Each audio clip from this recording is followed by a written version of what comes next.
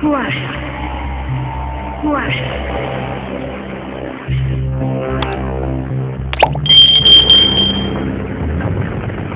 সেদিন সন্ধ্যার পর আমরা মাত্র 3 জন সভ্য ক্লাবে উপস্থিত ছিলাম। আমি, বর্দা এবং একজন নতুন সভ্য হিরণময় বাবু। তিনি সম্প্রতি সিগারেট ফ্যাক্টরিতে চাকরি নিয়ে এখানে এসেছেন। সন্ধ্যা কাটাবার জন্য ক্লাবের সভ্য হয়েছেন। বেশ মিশুক এবং রসিক। ফাল্গুন মাস, খোলা জানালা দিয়ে বাতাস এসে টেবিলের উপর পাঁচ করা খবরের কাগজখানাকে চঞ্চল করে তুলছে। মাথার উপর বিদ্যুৎ বাতিটা প্রখরভাবে জ্বলছে। আমরা 2-4টা আবশ্যক কথা বলে নীরব হয়ে গেলাম। বর্দা কড়িকাছের দিকে তন্ময় চোখ তুলে বোধ করি নতুন ভৌতিক গল্প উদ্ভাবন করছেন। হিরণময় বাবু লম্বা একটা হোল্ডারের সিগারেট জুড়ে টানছেন এবং থেকে থেকে বর্দার দিকে দৃষ্টিপাত করছেন। আমি ভাবছি।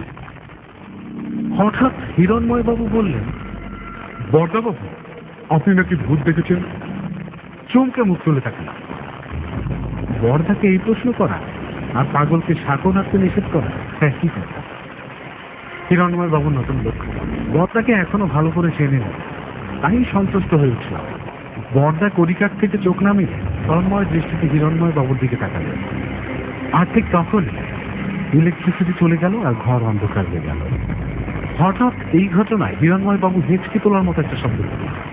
হিরণময় বাবুর প্রশ্নের সঙ্গে আলো নিভে যাওয়ার কোনো অনৈসর্গিক সংযোগ আছে তা মনে করবার কোনো কাজ নেই। কিছুদিন থেকে এই ব্যাপারগুলো ঘটছে।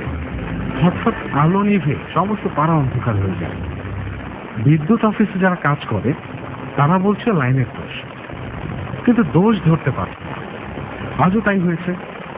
আধ ঘন্টার মধ্যে আলো জ্বলবে না। অন্ধকারে বসে আছি।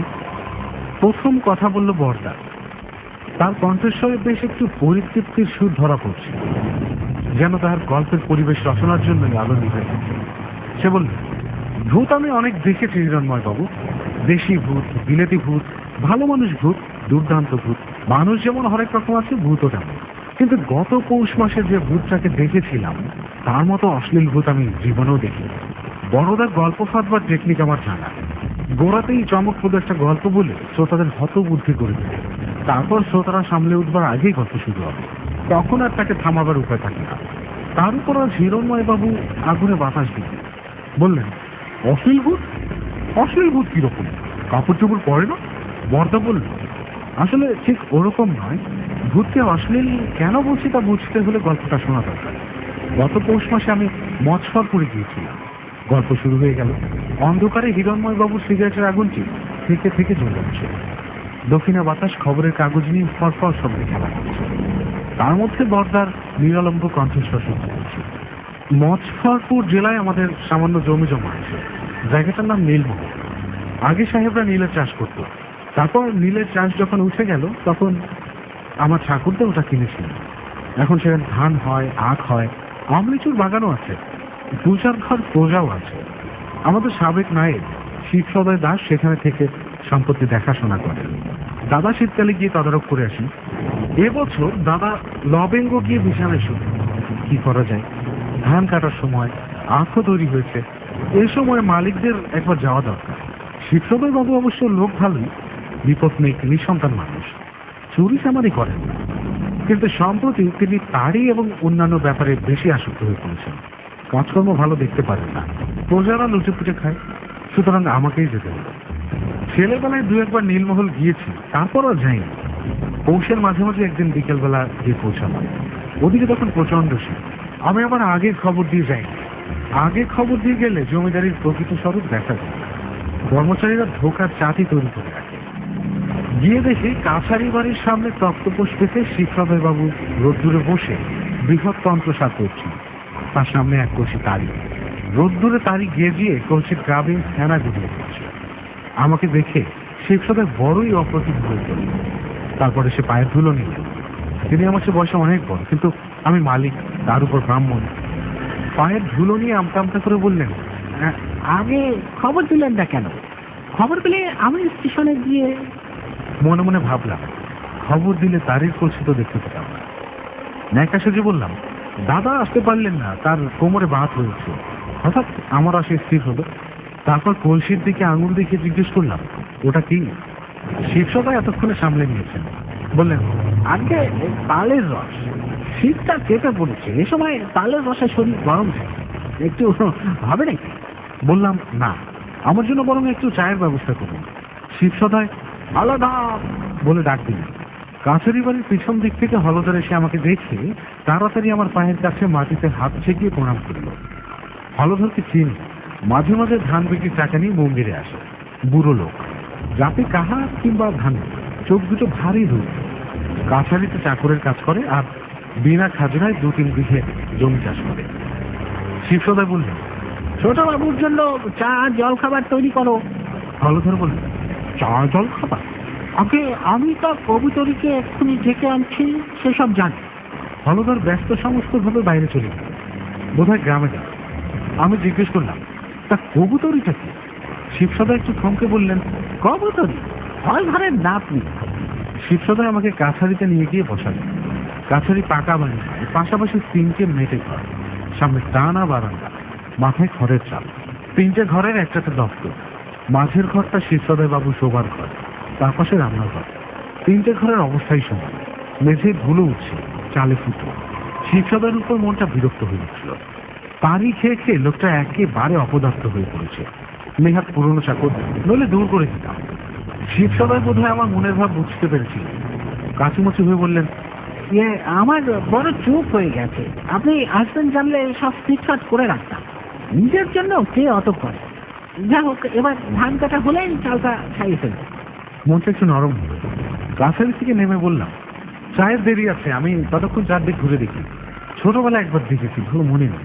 শিবসদায় বললেন, চলুন আমি দেখাচ্ছি। দুজনে বেরোলাম। 70-80 বিঘে চাষের জমি, তার মাঝখানে বিঘে 4 উঁচু জায়গা। এদেশে বলে ভিট জমি। এই উঁচু জায়গাটার উপর আমাদের কাছারি। আগে এখানে নীলকর সাহেবদের কুঠি ছিল। মাঝখানে মস্ত একটা পুকুর। এই পুকুরে নীলের ঝাড় পচিয়ে প্রকাণ্ড প্রকাণ্ড লোহার কড়ায় সেদ্ধ করে নীলের কাঠ বার করত। এখন পুকুর মজে গেছে, যেটুকু জল আছে তা পদ্ম আর কলমির কামে ভরা। পুকুরের উঁচু পাড়ের একধারে সারি সারি সাহেবদের কুঠি ছিল, এখন এটি স্তূপ।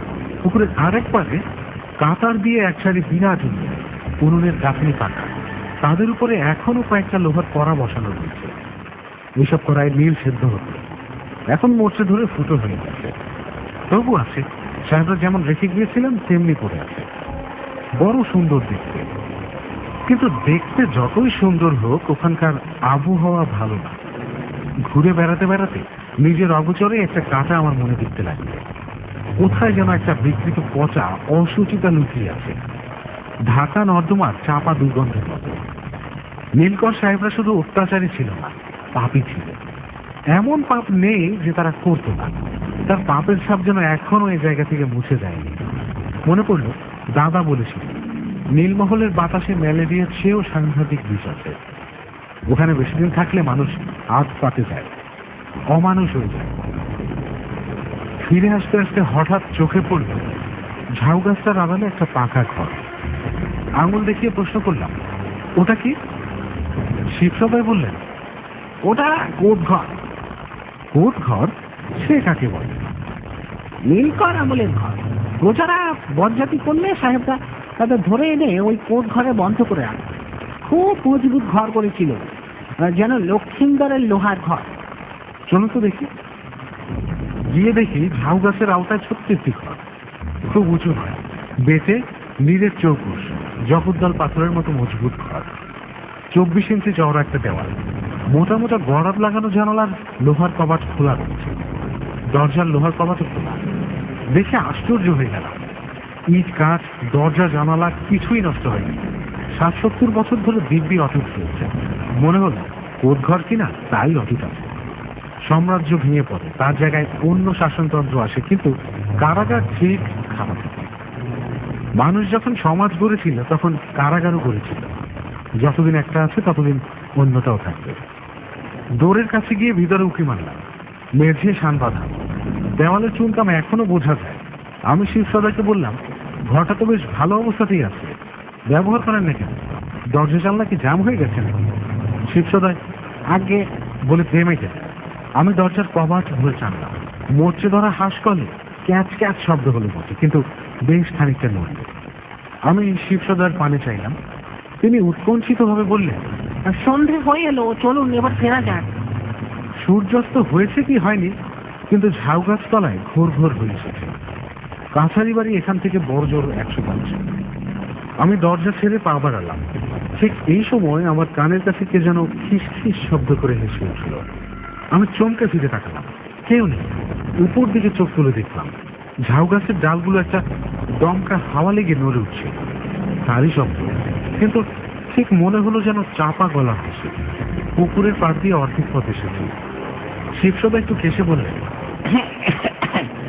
কোট ঘরের জানালা দরজা বন্ধ করা যায়, কিন্তু বন্ধ থাকে না, আপনি খুলে যান। তার মানে? আমি থমকে দাঁড়িয়ে পড়লাম। শিবসদা বললেন, সেই জন্যই ঘরটা ব্যবহার করা যায় না, ওতে সাহেব থাকে। সাহেব থাকে? কোন সাহেব? আগে আছে আর কি। শিবসদা একবার ঘাড় ফিরিয়ে পিছন দিকে তাকালেন, বললেন, এখন চলুন, রাত্রে বলবেন। একটু বিরক্ত হলাম। লোকটাকে আমাকে ভূতের গল্প শুনিয়ে ভয় দেখাতে যায়নি। পীরের কাছে মান্দবাদী। যা হোক, কাছারিতে ফিরে এসে দেখলাম পূর্ণকুম্ভটি সরানো হয়েছে। তক্তপোষের উপর কম্বল পাতা, তার উপর ফরাস, তার উপর মোটা তাকিয়া। গদিয়ান হয়ে বসলাম। পশ্চিম আকাশে তখনও বেশ আলো, কিন্তু বাতাস ক্রমেই ঠান্ডা হয়ে আসছে। শিবসদায় ঘরে গিয়ে একটা পালা পোষা গায়ে জড়িয়ে চৌকির কোণে এসে বসল। বোধহয় এই ফাঁকে শরীর গরম করা সঞ্জীবনী সুধা সেবন করে নিল। এই সময় একটা মেয়ে রান্নাঘর থেকে নেমে এলো, 2 হাতে বড় কাঁসার থালার উপর চায়ের পেয়ালা আর জল খাবারের রেখা দিল। চলনের ভঙ্গিতে বেশ একটু ধমক আছে। হিন্দিতে যাকে বলে লচক। উচক্কা বয়স, নিটল পুরন্ত গরম। গায়ের রং ময়লা বটে, মুখখানাও সুন্দর বলা চলে না। পুরু ঠোঁট, চোয়ালের হাত চওড়া, চোখের দৃষ্টি নরম নয়, কিন্তু সব মিলিয়ে একটা দুরন্ত আকর্ষণ আছে। হলধরের নাতনি কবুতর আমার সামনে থালা রেখে আমার মুখের পানে চেয়ে হাসল। সাদা দাঁতগুলো ঝকঝক করে উঠল। আমি শিবসদার দিকে তাকালাম। তিনি অন্যদিকে মুখ ফিরিয়ে বসে আছেন। জিজ্ঞেস করলাম, আপনি চা খাবেন না? শিবসদা অস্পষ্ট স্বরে বললেন, আমি খাই না। কবুতরই আমার সামনে দাঁড়িয়েছিল। সে জানতে চাইল যে চা মিষ্টি হয়েছে কিনা। তার গলায় এতটুকু সংকোচ ছিল। চায়ে চুমুক দিয়ে বললাম, ঠিক আছে। কবুতরই বলল যে নিমকি ঠিক আছে কিনা খেয়ে দেখি। আমি নিমকিতে কামড় দিয়ে বললাম, ঠিক আছে। কবুতরই তবু দাঁড়িয়ে রইল। আমি তার দিকে একবার তাকালাম। সে আমার দিকে অপলক চোখ মেলে চেয়ে আছে, মুখে ঘনিষ্ঠ নির্লজ্জ হাসি। শিবসদা তার দিকে না তাকিয়ে একটু অপ্রসন্ন স্বরে বললেন, কবুতরে দাঁড়িয়ে থেকো না, তাড়াতাড়ি রান্নার কাজ সেরে নাও। বাবু ক্লান্ত হয়ে এসেছেন, সকাল সকাল খেয়ে শুয়ে পড়বেন। কবুতরই আরো খানিকক্ষণ দাঁড়িয়ে রইল। তারপর অনিচ্ছা ভরে রান্নাঘরের দিকে চলে গেল। আমি জিজ্ঞেস করলাম, আপনার রান্না কি কবুতরই করে? হ্যাঁ। ওর ঘরে কে কে আছে? একটু চুপ করে থেকে শিবসদায় ম্রিয়মান স্বরে বললেন, ও হলধরের কাছেই থাকে, একটা স্বামী ছিল, বছর খানিক আগে ওকে ত্যাগ করে চলে গেছে। শিবসদার দিকে ভালো করে চেয়ে দেখলাম। এতক্ষণ যা চোখে পড়েনি হঠাৎ তাই দেখতে পেলাম। তার শীর্ণ চেহারা, নিষ্প্রভ চোখ, ঝুলে পড়া আলগা ঠোঁট। তার সাম্প্রতিক জীবনের সম্পূর্ণ ইতিহাস যেন ওই মুখে লেখা রয়েছে। বুড়ো বয়সে তিনি শুধু তাল রসেরই রসিক হননি, অন্য রসেও মজেছেন, পরকীয়া রস। কবুতরি ছোট্ট ঘরের শৈরিনী মেয়ে, সে তাকে গ্রাস করেছে। কিন্তু কবুতরি শিকারী মেয়ে, বড় শিকার সামনে পেয়ে সে ছোট শিকারের পানে কেন তাকাবে? কবুতরির ভাবভঙ্গি থেকে শিবসদা তা বুঝতে পেরেছে, তাই তার মনে সুখ নেই। অথচ বয়স যখন কম ছিল, শিবসদা তখন সচ্চরিত্র ছিলেন। লেখাপড়া বেশি না জানলেও মনটা ভদ্র ছিল। 5 বছর আগে পর্যন্ত তিনি আমাদের মুঙ্গেরের জমি জমা দেখতেন। কাজকর্মে দক্ষতা ছিল, অবৈধ লাভের লোভ ছিল তার। আর আজ নীলমহলে এসে তার এই অবস্থা। এটা কি স্থান মহত্ব? ম্যালেরিয়ার চেয়েও সাংঘাতিক বিষ তার রক্ত দূষিত করে দিয়েছে। চা জলখাবার শেষ করে বললাম, চলুন ভেতরে গিয়ে বসা যাক। বাইরে হাত পা ঠান্ডা হয়ে যাচ্ছে। হলধর ঘরে ঘরে লণ্ঠন জেলে দিচ্ছে। আমরা দপ্তরের মেঝের পাতা গদির উপর গিয়ে বসলাম। শিবসদায় মৎস্যভঙ্গ হয়ে আছে। মাঝে মাঝে চোখ বেঁকিয়ে আমার দিকে চাইছেন। বোধহয় বোঝবার চেষ্টা করছেন যে কবুতরির দিকে কতটা আকৃষ্ট হয়েছে। জিজ্ঞেস করলাম, রাত্রে শোবার ব্যবস্থা কিরকম? আমার সঙ্গে নেট বিছানা সবই আছে। শিবসদায় বললেন, শোবার ঘরে আপনার বিছানা পেতে দিয়েছি, আমি এই গদির উপরেই রাত কাটিয়ে দেবো। সিগারেট ধরিয়ে তাকিয়ে শেষ দিয়ে বসলাম। বললাম, এবার কোটঘরের সাহেবের গল্প বলুন। একটু বসুন, আমি রান্নার খবরটা নিয়ে আসি। বলে শিবসদায় উঠে গেল। মিনিট 5 পর আবার ফিরে এসে বসল। গন্ধতেই বুঝলাম শুধু রান্না পরিদর্শন নয়, শীতের অমোঘ মুষ্টিযোগ বেশ খানিকটা কেটেছে। তার চোখে মুখে সজীবতা ফিরে এসেছে। বললেন, আপনি কি সাহেবের কথা কিছু জানেন না? কিছুই জানি, কেউ কিছু বলেন। শিবসদায় তখন আরম্ভ করে, আমারও ওই শোনা কথা, হলধর আর গায়ে 5 জনের মুখে যা শুনেছি তাই বলছি।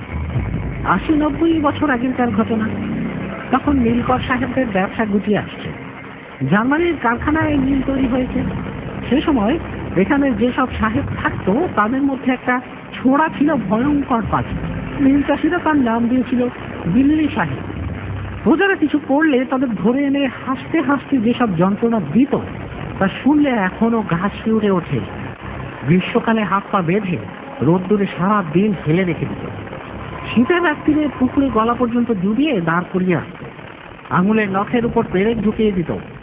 আর কম বয়সী মেয়ে মানুষ দেখলে তো রক্ষে নেই। অন্য সাহেবরাও দরকার হলে প্রজাদের উপর অত্যাচার করত, ধরে এনে কোটঘরে বন্ধ করে রাখত। কিন্তু দিল্লি সাহেবের তুলনায় সে কিছুই নয়। দিল্লি সাহেব রোজ নতুন নতুন যন্ত্রণা দেবার ফন্দি বার করত। অন্য সাহেবরা তাকে সামলাবার চেষ্টা করত, কিন্তু পেরে উঠত না। একবার একটা প্রজা দাদনের টাকা নিয়ে গা ঢাকা দিয়েছিল।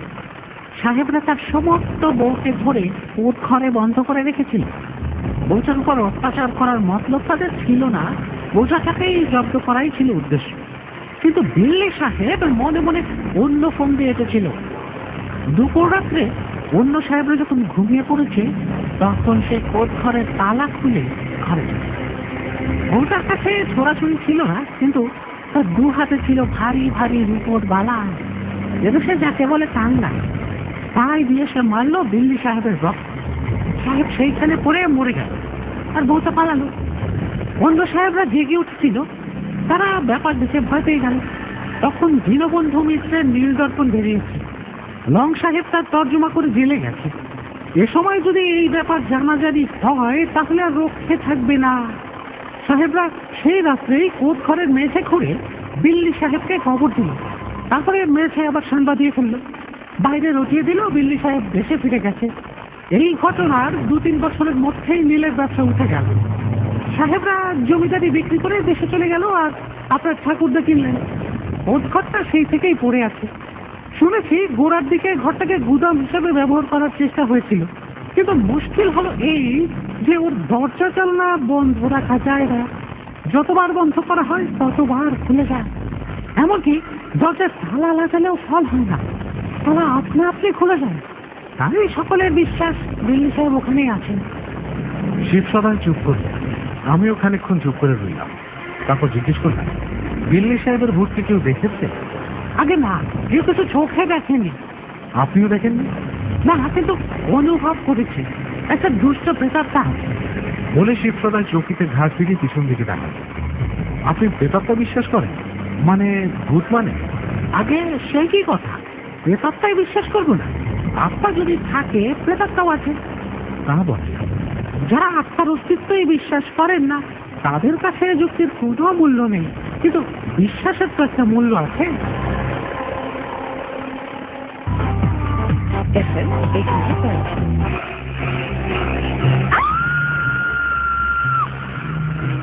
কুয়াশা, কুয়াশা।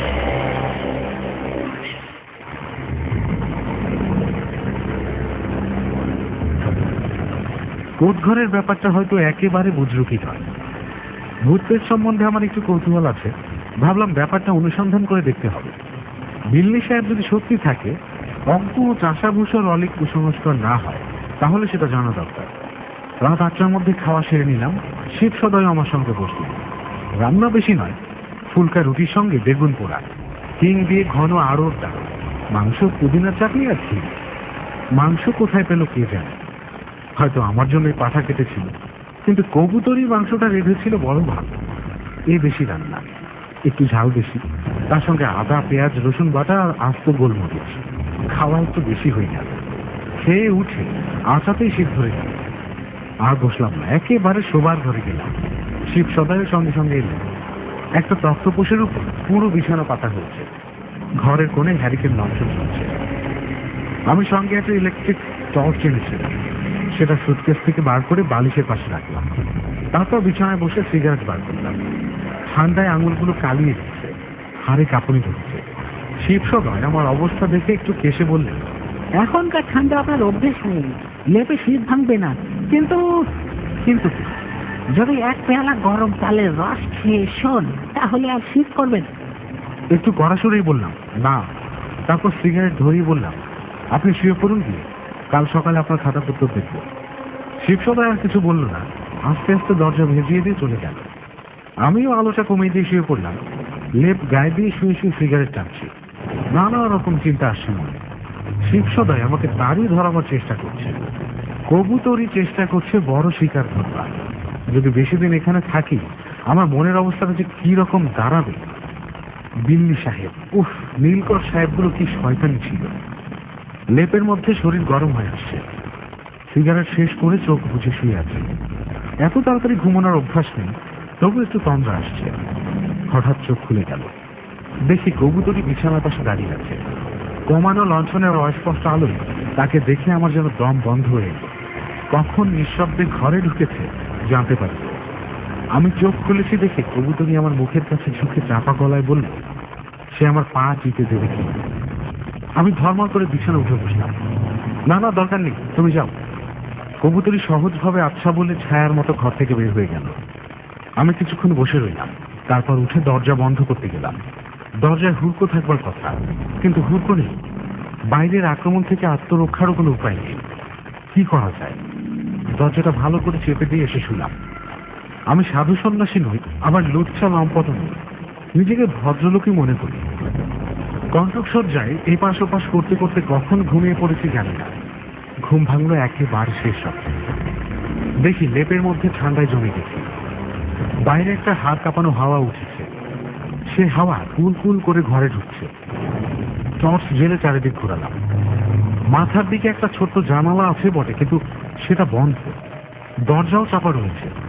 মাটির দেয়ালে আলো ফেলে দেখলাম কোথাও ফুটো ফাটা আছে কিনা, কিন্তু তাও নেই। তারপর টর্চের আলো গিয়ে পড়লো চালের নিচে। সেখানে একটা মস্ত ফুটো। শেষ রাত্রের হাওয়া সেই ফুটো দিয়ে ঢুকছে। নিরুপায়, চালের ফুটো বন্ধ করা যাবে না। আগা পাশ তোলা লেপ মুড়ি দিয়ে শুয়ে রইলাম, কিন্তু হাড়ের কাঁপুনি গেল না। মনে হলো এই সময় শিবসদয় বাবুর তালের রস পেলে কাজ হতো। হাত ঘড়িটা দেখলাম, 5টা বাজতে কয়েক মিনিট বাকি। এখনো সকাল হতে 1.5 ঘন্টা। বিছানায় উঠে বসে সিগারেট ধরলাম। গোটা 3 সিগারেট পরপর টানলাম, কিচ্ছু হলো না। লাঠির ঝেঁকি চড়ে ওঠে না। ভাবছি এবার কি করবো। লঞ্চনটাকে কোলে নিয়ে বসতে কেমন হয়। এমন সময় দোদ ছেলে কবুতরি ঘরে চলে এলো। তার হাতে চায়ের পেয়ালা। বাক্য ব্যয় না করে পেয়ালা হাতে নিলাম। এক চুমুক দিতেই জিভটা যেন পুড়ে গেল, কিন্তু শরীরের মধ্যে তৃপ্তি ভরে উঠতে লাগলো। রক্ত গরম হওয়ার তৃপ্তি। সেদিন বেলা 9টার সময় দপ্তরে গিয়ে বসলাম। শিবসদয়কে বললাম, ও ঘরে আর আমি শোবো না, আজ থেকে এই কোদ ঘরে আমার শোবার ব্যবস্থা করব। শিবসদয় আমার সাথে খেতে বসে বলল, দেখুন, আমার ভয় করছে যদি কিছু ঘটে। বললাম, কিছু ঘটবে না, বরং এ ঘরে শুলেই নিউমোনিয়া ঘটবার সম্ভাবনা আছে। আমি কোদ ঘরে পৌঁছালাম। দরজা জানালা খোলা রয়েছে। ঘরে বোধ হয় ধূপধুনো দিয়েছিল, এখন একটু গন্ধ লেগে আছে। তক্তপোষের উপর বিছানা পাতা, লেপ বালিশ সবই আছে। হলধর ধূর্ত চোখে আমার দিকে চেয়ে বলল, সব ঠিক আছে বাবু। বুড়োটা সব জানে, সব বোঝে, কিন্তু কথা বেশি বলে। টর্চ, সিগারেটের টিন আর হাত ঘড়ি বালিশের পাশে রাখলাম। ঘরের চারিদিকে একবার তাকিয়ে বললাম, সবই ঠিক আছে, তোমরা এবার যাও। জানালাটা আপাতত খোলা থাক, পরে বন্ধ করবে। দরজা ভেজিয়ে দিয়ে যেও। শিবসদয় একটু খুঁতখুত করলেন, তারপর লঞ্চন নিয়ে বাইরে গেলেন। হলধর নিজের হাতের লঞ্চনটি একটু উষ্টি দিয়ে তক্তপোষের শিয়রের কাছে রাখলো। ধূর্ত চোখে আমার পানে চেয়ে ঘাড় হেলিয়ে যেন ইশারা করলো। তারপর ঘরের বাইরে গিয়ে লোহার দরজা ভেজিয়ে দিল। মোর্চে ধরা হাঁস কলে ক্যাঁচ ক্যাঁচ শব্দ হল। আমি একা। জানালাটা খোলা, তার ভিতর দিয়ে চৌকোষ খানিকটা দৃশ্য দেখা যাচ্ছে। আমি গিয়ে জানালাটা পরীক্ষা করলাম। জানালায় সিটকিনি আছে, ভিতর থেকে বন্ধ করা যায়। পাল্লা দুটো নেড়ে দেখলাম সচল আছে, দরকার হলে বন্ধ করা যাবে। ফিরে এসে বিছানায় বসলাম। তাড়াতাড়ি করে সিগারেট ধরাতে গিয়ে লক্ষ্য করলাম আলোটা আস্তে আস্তে নিভে আসছে। তেল ফুরিয়ে গেল নাকি? কিন্তু তা তো হবার কথা নয়। সমস্ত রাত জ্বলবে বলে হলধর লঞ্চনে তেল ভরে দিয়েছে। তবে আলোটা দপদপ করলো না, কমতে কমতে নীল হয়ে নিভে গেল, যেন কেউ কল ঘুরিয়ে নিভিয়ে দিল। ঘর অন্ধকার, জানালা দিয়ে কেবল বাইরের সিকে জ্যোৎস্না দেখা যাচ্ছে। আমি মনটাকে শক্ত করে নিয়ে আবার সিগারেট ধরাতে গেলাম। ক্যাচ করে একটা শব্দ হলো। চোখ তুলে দেখি লোহার দরজা আস্তে আস্তে খুলে যাচ্ছে। তারপর কানের কাছে শুনতে পেলাম খিস খিস হাসির শব্দ। ধর্মরিয়ে বিছানা ছেড়ে উঠে দাঁড়ালাম, কিন্তু হাসি বন্ধ হলো না। কানের কাছে খিস খিস শব্দ চলতে লাগলো। এবার আর ঝাউপাতা শব্দ বলে ভুল করবার কোনো উপায় নেই। হাসি বটে, একটা অসভ্য অশ্লীল হাসি। হাসি অনেক রকম আছে। প্রাণ খোলা হাসি, বিদ্রুপে পেঁচানো হাসি, মুরব্বিয়ানার হাসি, কাষ্ঠ হাসি। এই হাসি ও ধরনের নয়। এই হাসির বর্ণনা করা শক্ত। এই হাসি শুনলে মনে হয় এর পিছনে অকথ্য নোংরামে লুকিয়ে আছে। যে হাসছে তার মনের পাক শ্রোতার গায়ে লেগে যায়, গা ঘিন ঘিন করে। আমার গা তো ঘিন ঘিন করলই, তার উপর শির দ্বারা শিরশির করে উঠল। কতটা ভয়, কতটা ঘেন্না বলতে পারবো না। তবে ভূত আছে, দিল্লি সাহেব প্রাসাদের অলিক কল্পনা নয়। ভূতের সঙ্গে গা শোকাশুকি আমার নতুন নয়। জানি ভয় পেলেই বিপদ। আমি জোর করে নিজেকে শক্ত করে নিলাম। তারপর সিগারেট ধরলাম। নিভে যাওয়া লঞ্চনটা নেড়ে দেখলাম, তাতে তেল ভরা আছে। লঞ্চন আবার জ্বালালাম। লোহার দরজা টেনে আবার বন্ধ করলাম। তারপর খোলা জানালাটা বন্ধ করে সিটকিনি লাগিয়ে দিলাম। দেখি এবার কি হয়। ইতিমধ্যে হাসি থেমে গিয়েছিল। আমি বিছানায় এসে বসলাম। লঞ্চন আর নিভল না। কিছুক্ষণ পর আর এক রকমের শব্দ কানে আসতে লাগলো। এই শব্দ খুব মৃদু, যেন একটা কুকুর নিঃশ্বাস টেনে টেনে কি শুকছে আর ঘরময় ঘুরে বেড়াচ্ছে। বন্ধ ঘরে সিগারেটের ধোঁয়া তাল পাকাচ্ছে। হঠাৎ মনে হলো প্রেতটা সেই গন্ধ শুকছে নাকি। হয়তো যখন বেঁচে ছিল খুব সিগারেট খেত। একটা অত্যন্ত দুষ্ট প্রকৃতির অতৃপ্ত ক্ষুধিত প্রেতাত্মা এখানে আছে, সন্দেহ নেই। কিন্তু প্রেতাত্মাদের শরীর ধারণ করবার ক্ষমতা থাকলেও দৈহিক অনিষ্ট করবার ক্ষমতা বেশি নেই। পাশ্চাত্য দেশে পোলটারজিস্ট নামে একরকম বিদেহী আত্মার কথা জানা আছে, যারা শূন্য ঘরে বাসন কোসন ভাঙে, টেবিলের উপর থেকে জিনিস ঠেলে মাটিতে ফেলে দেয়, আরো নানা রকম ছোটখাটো উৎপাদ। কিন্তু এর বেশি কিছু করতে পারে না। দিল্লি সাহেব বোধ হয় সেই জাতের ভূত। সিগারেট শেষ করে ফেলে দিলাম। ঘড়িতে দেখলাম 9টা বেজে গেছে। এই পরিবেশের মধ্যে ঘুম যদিও সুদূর পড়া হতো, তবু লেপ গায়ে দিয়ে শুয়ে পড়লাম। ফুট করে শব্দ হলো। ঘা ফিরিয়ে দেখি জানালার সিটকিনি খুলে গেছে। পাল্লা দুটো আস্তে আস্তে খুলছে, সঙ্গে সঙ্গে দরজার কপাটও। উঠে বসলাম। অমনি কানের কাছে খিস খিস হাসি, গায়ে কাঁপা দিয়ে উঠল। টর্চ হাতে নিয়ে বাইরের ঘরে গেলাম। দৌড়ের সামনে পায়চারি করতে লাগলাম। কি করা যায়? জানালা দরজা বন্ধ করে লাভ নেই। যতবার বন্ধ করব ততবার খুলবে। সারা রাত দরজা জানলা খোলা থাকে, নির্ঘাত নিউমোনিয়া কিংবা ফ্লুরিস। ফিরে যাব, কিন্তু ফিরে গেলে শিব সদায় মাথা নেড়ে বলবেন, আমি আগেই বলেছিলাম। কবুতরি খিলখিল করে হাসবে। না, তাকে যেমন করে হোক এই ঘরেই রাত কাটাতে হবে। যাক প্রাণ থাক। ঘুরে গিয়ে আপাদমস্তক লেপ মুড়ি দিয়ে শুয়ে পড়লাম। শুয়ে শুয়ে শুনছি ঘরের মধ্যে একটা অদৃশ্য প্রাণী ঘুরে বেড়াচ্ছে। তার খসখস পায়ের শব্দ, কখনো কানের কাছে জঘন্য অশ্লীল হাসি। একবার গপ গপ শব্দ শুনে মঞ্জু বার করে দেখি ঘরের কোণে কুজোটা কাত হয়ে পড়েছে। গপ গপ শব্দে জল বেরোচ্ছে। আমি আবার লেপ মুড়ি দিয়ে শুনলাম। ঘন্টাখানি কেটে গেল। ভূতের সংসর্গ অনেকটা গা সওয়া হয়ে এসেছে। এইভাবে যদি রাতটা কেটে যায় মন্দ হবে না। বোধহয় একটু তন্দ্রা এসেছিল। হঠাৎ চমকে উঠলাম। ছোট মালিক বলে কবুতরি ডেকে উঠল। এতক্ষণ ভূতের কার্যকলাপ দেখে যা হয়নি, এবার তাই হল। বুকটা ধরাস করে উঠল। আমি কোনো নিয়ে ভর দিয়ে উঠে বসলাম। তুমি?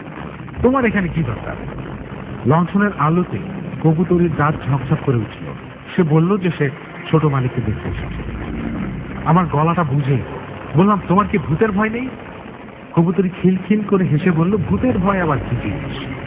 এই সময় চোখে পড়ল কবুতরির পিছনে ঘরের দরজা আস্তে আস্তে বন্ধ হয়ে যাচ্ছে। এ কি? বলে আমি লাফিয়ে বিছানা থেকে নামলাম। তারপর এক বিশ্রী কাণ্ড, কবুতরী হঠাৎ চিৎকার করে মাটিতে পড়ে গেল। আমি সম্মোহিত হয়ে দেখছি সে উঠবার চেষ্টা করছে, কিন্তু উঠতে পারছে না। প্রাণপণে শুধু চেঁচাচ্ছে, যেন একটা অদৃশ্য মূর্তির সঙ্গে সে ধস্তাধস্তি করছে। তার গায়ের কাপড় আলু থালু হয়ে যাচ্ছে। আমি আর থাকতে পারলাম না। এই অবস্থায় কি করা উচিত ছিল আমি জানি না, কিন্তু আমি ঘর থেকে ছুটে বেরিয়ে এলাম। দরজা তখন পুরোপুরি বন্ধ হয়ে যায়নি, পাশে বন্ধ হয়ে যায় এই ভয়েই বোধহয় পালিয়ে এলাম। বাইরে এসে দেখি একটা লোক ছুটতে ছুটতে দিকে আসছে। হলধর কাছেই কোথাও ঘাপটি মেরে বসেছিল। কবুতরীর চিৎকার শুনতে পেয়েছে সে। হলধর এখানে কেন, এই প্রশ্ন তখন মনে আসে।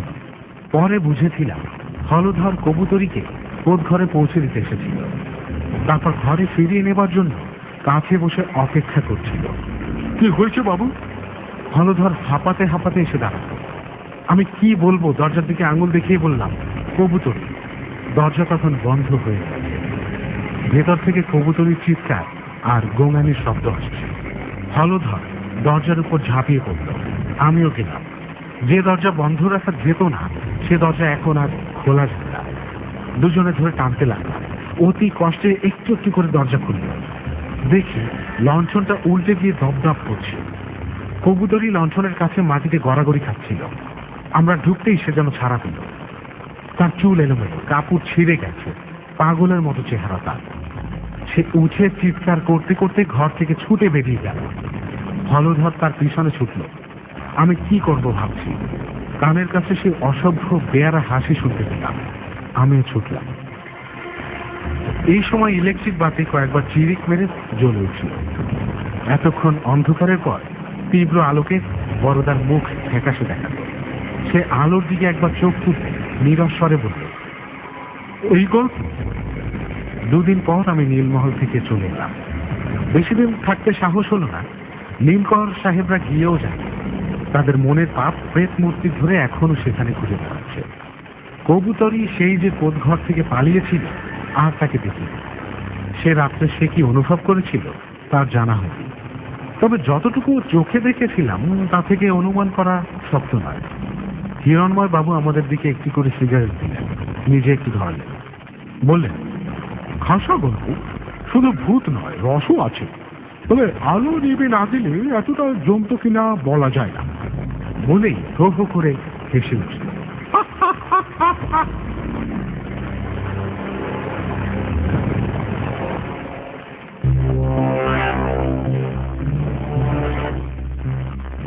শেষ হয়ে গেল আজকে কুয়াশার প্রথম ঘন্টার গল্প। আজকের গল্পটির নাম ছিল নীলকর।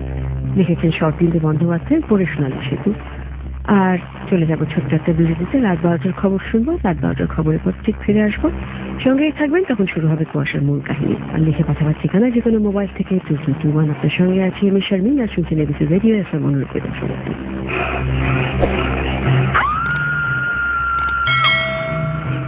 কুয়াশা কুয়াশা